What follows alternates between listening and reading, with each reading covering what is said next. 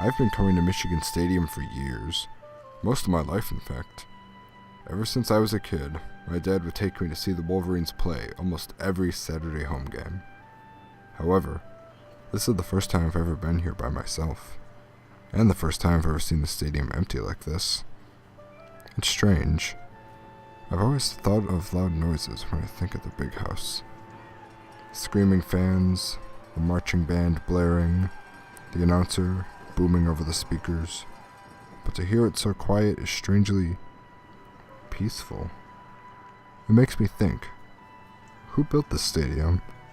When? Could they have ever imagined that it would one day become the largest football stadium in the country? I wanted to learn more about this historic stadium, so I interviewed Bill Austin from the Game Operations Office. The stadium was built and opened in the year 1927 at 72,000 seats at that time. We started the football program in 1879. That was because we are currently in our 132nd year of football. Over a century of football games, right here in this very stadium. The Big House is probably one of the oldest buildings I've ever been in. Speaking of which, I've always wondered where that nickname came from. The name of the Big House was by Keith Jackson, the ABC TV announcer. He was here in the late 80s televising a football game and blurted out that we are in the Big House. And that stuck, and now you see our t-shirts out there with the Big House name on it. I love it. A simple comment made by an announcer, immortalized by the University of Michigan. Every home game, the stadium announcer thanks the audience for being a part of the largest crowd watching a football game anywhere in America. That doesn't mean that football is the only sport played at the Big House. Just last December, the Wolverines made history and played their first hockey game at the Big House. They literally set up an ice arena on the field and played Michigan State in an unforgettable hockey game called the Big Chill. Big Chill was came about in that Michigan and Michigan State played a few years ago up at East Lansing, and they had 70,000 people in the Spartan Stadium for the hockey game, and it was always sometime in the future we might do it here, and we finally found a year when it would work, and so in December 2010 we had the Big Chill here, and with over 113,000 fans. 113,000 fans? That's a lot of people in one place.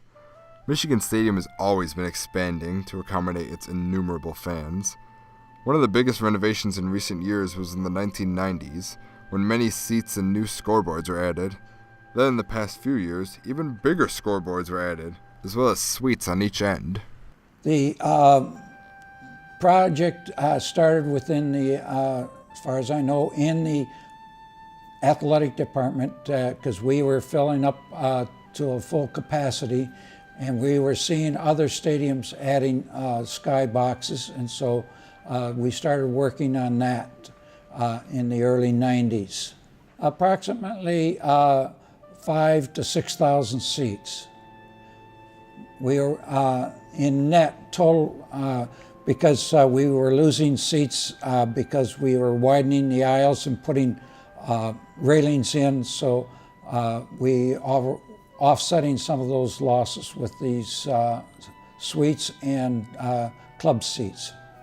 With the stadium bigger than ever, U of M once again made history by hosting its first ever nighttime football game against Notre Dame.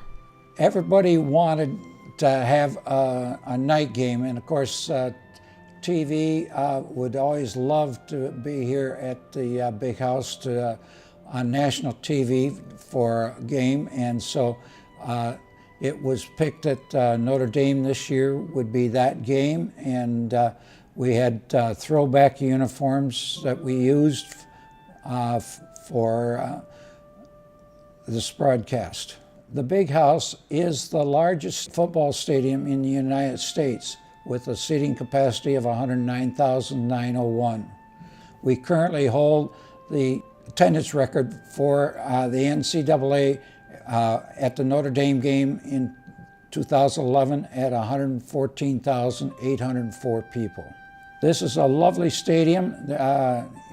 Everybody enjoys coming here. The atmosphere is very upbeat, and we just enjoy having a nice stadium that we can show people and put on a great football program. After I interviewed Bill, I got a chance to do what I've dreamed of doing since I was a kid. Walk out to center field and stand on that big block M. Being a Wolverine fan is a part of who I am. Waking up early on Saturday mornings, tailgating with my dad on the golf course, throwing the football around, and then enjoying the game, of course. This stadium is not only a part of Michigan's history, it's part of mine too. And it's definitely something I want to share with my kids. Go Blue.